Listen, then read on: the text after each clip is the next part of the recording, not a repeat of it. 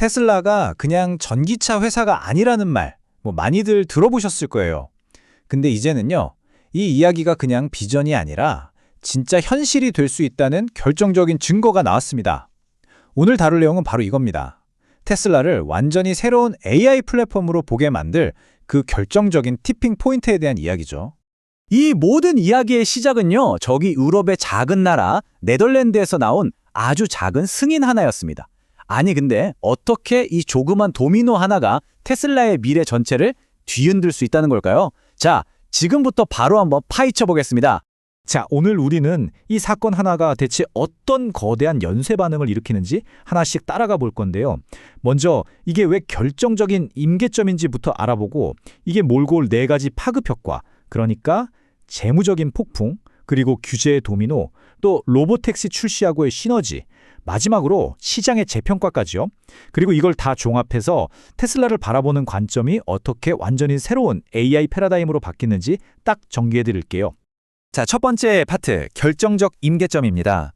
사실 최근까지만 해도 시장의 관심은 온통 테슬라의 단기적인 전기차 판매량이 좀 부진하다, 이런 데 쏠려 있었잖아요. 근데 바로 그 순간 사실은 미래의 판도를 바꿀 엄청난 방아쇠가 당겨지고 있었던 겁니다.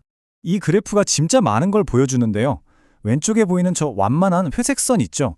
저게 바로 시장이 지금까지 봐왔던 과거의 시선, 그러니까 차량 인도력만 보고 걱정하던 그 관점이에요.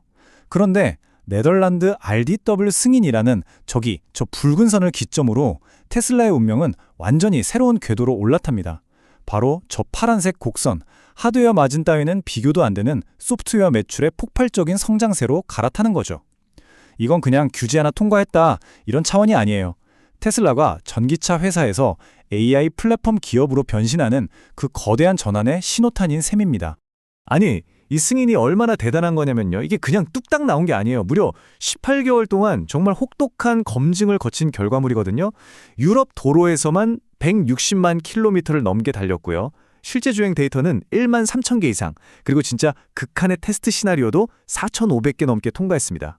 한마디로 UN, 유럽경제위원회, 그러니까 UNECA의 그 까다롭기 짝이 없는 기준을 맞추기 위한 모든 준비를 끝냈다는 데이터로 증명한 완벽한 증명서 같은 거죠. 자, 그렇다면 이 승인 하나가 몰고 올 첫 번째 거대한 파급 효과는 뭘까요? 네, 바로 재무적인 폭풍입니다. 이 그림을 보시면 모든 게 아주 그냥 명확해집니다. 왼쪽에 있는 저 물탱크, 저게 바로 지금까지 부채로 묶여있던 어마어마한 돈, 바로 이연 매출이라는 겁니다. 테슬라가 FSD를 팔 때마다 돈은 받았지만 이게 서비스가 완성이 안 됐으니까 회계장부에는 빚으로 남아 있었던 거죠. 그런데 네덜란드 차량 당국, RW의 승인이라는 이 필터를 딱 통과하면서 이 꽁꽁 묶여있던 돈이 오른쪽 물탱크, 즉 영업이익으로 콸콸 쏟아져 들어오기 시작하는 겁니다.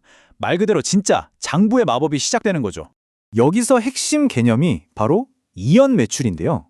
쉽게 말해서 회사가 서비스를 완전히 다 제공하기 전까지는 수익으로 잡을 수 없는 미리 받아놓은 돈을 말하는 거예요. RDW 승인은요, 바로 이 수십억 달러에 달하는 엄청난 잠재 수익의 수도꼭지를 확 여는 열쇠나 마찬가지인 겁니다. 이제 테슬라는 자동차 팔아서 남기는 이익과는 차원이 다른 마진이 어마어마한 소프트웨어 매출을 본격적으로 실적에 반영할 수 있게 된 거죠. 자, 이제 두 번째 파급 효과로 넘어가 볼까요? 바로 규제의 도미노 현상입니다. 아니, 네덜란드에서 받은 승인 하나가 어떻게 유럽 대륙 전체로 번져나갈 수 있을까요? 이 지도를 보시면 그 원리가 한눈에 보입니다. 네덜란드는 그냥 시작점, 그러니까 스위치에 불과해요. 이 스위치가 딸깍하고 켜지는 순간 유럽연합의 핵심 원칙에 따라서 독일, 프랑스를 포함한 유럽 27개국 전체로 FSD의 영향력이 그냥 동시다발적으로 퍼져나가는 겁니다. 이게 바로 도미노 효과죠. 그래서 2026 여름까지 EU 전역이 FSD의 영향권 안에 들어올 수밖에 없다고 보는 겁니다. 이 무서운 도미노 효과를 가능하게 하는 법적인 장치가 바로 상호 인정 원칙이라는 건데요. 이게 유럽연합의 아주 중요한 원칙 중 하나인데, 한 나라에서 합법적으로 승인받은 제품은 EU 전체 시장에서 팔 수 있다는 뜻이에요. 그러니까 테슬라는 유럽에서 가장 까다로운 국가 중 하나를 뚫음으로써 유럽 전체 시장으로 가는 하이패스 티켓을 손에 쥔 거나 마찬가지죠.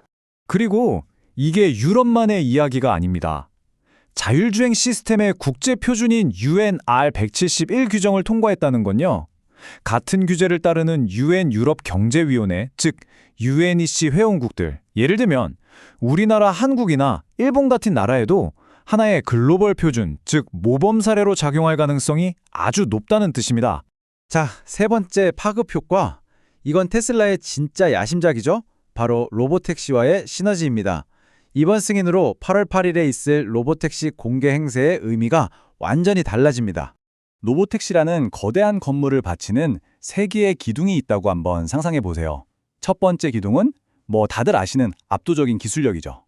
그리고 세 번째 기둥은 대중에게 짠! 하고 보여주는 실제 공개 행사고요. 지금까지는 사실 이 두 개뿐이었어요. 그런데 이번 RTDW 승인으로 비어있던 두 번째 기둥, 바로 정부로부터 공식 인정받은 안전성이라는 기둥이 딱 세워진 겁니다. 보수적이기로 유명한 유럽 규제 당국한테서 도로주행해도 좋다는 허락을 공식적으로 받아냈다는 것. 이게 게임을 바꾸는 거죠. 여기서 진짜 중요한 게 뭐냐면요. 이걸로 로보택시 공개 행사는 이제 더 이상 우리 미래는 이럴 겁니다 하는 단순한 비전 발표회가 아니게 된 거예요. 이제는 정부한테 안전성도 인정받았다는 합법적인 명분과 우리는 이걸 진짜 해낸다는 실행력을 동시에 증명하는 자리가 되는 거죠. 이걸 무기 삼아서 로보택시 상용화 시점을 생각보다 훨씬 더 앞당길 수 있는 그런 결정적인 카드를 쥐게 된 겁니다. 자, 이제 마지막 네 번째 파급 효과입니다. 바로 시장에 불어닥칠 엄청난 후폭풍, 시장의 재평가입니다. 이건 투자 심리와 기업 가치 평가에 직접적인 영향을 주게 되죠. 이 저울 그림이 지금 시장 상황을 정말 기가 막히게 보여줍니다. 지금까지는 자율주행, 그거 되겠어? 하는 회의론, 그리고 공매도 세력이 저울의 한쪽을 아주 무겁게 짓누르고 있었죠. 그런데 이번 승인으로 아주 강력한 펀더멘털의 변화가 증명되면서 이 저울이 리얼 월드 AI 플랫폼이라는 가치 쪽으로 급격하게 기울기 시작하는 겁니다. 이건 공매도 세력들한테는 항복 선언이나 마찬가지인 쇼스퀴즈를 일으킬 수 있고요. 그동안 규제 때문에 망설이던 큰 손들, 그러니까 대형 기관 투자자들의 돈이 본격적으로 들어오는 계기가 될 수 있습니다. 자, 지금까지 살펴본 이 네 가지 폭풍은요, 결국 하나의 거대한 변화로 이어집니다. 그건 바로 테슬라를 바라보는 우리의 렌즈 자체가 완전히 바뀌는 것, 새로운 AI 패러다임의 시작입니다. 바로 이 표가 오늘 이야기의 결론이라고 할 수 있겠습니다. 한번 보세요. 과거의 렌즈로 본 테슬라는요, 핵심 가치가 하드웨어, 즉 자동차를 얼마나 잘 만드냐, 분기마다 몇 대 파냐에 있었죠. 하지만 RDOW 승인 이후 새로운 렌즈로 본 테슬라의 핵심 가치는 전 세계 주행 데이터와 AI 추론 능력에 있습니다. 매출 구조도 바뀌죠. 일회성 차량 판매에서 이연 매출이 영업이익으로 잡히고 FSD 구독료가 들어오는 구조로요. 수익 마진은 제조업의 한계를 아득히 뛰어넘는 소프트웨어 수준으로, 경쟁 5위는 배터리 원가 경쟁에서 이제는 누구도 따라올 수 없는 자율주행 기술과 글로벌 표준을 선점하는 걸로 모든 게 완전히 바뀌는 겁니다. 네, 이제 정말 모든 준비는 끝났습니다.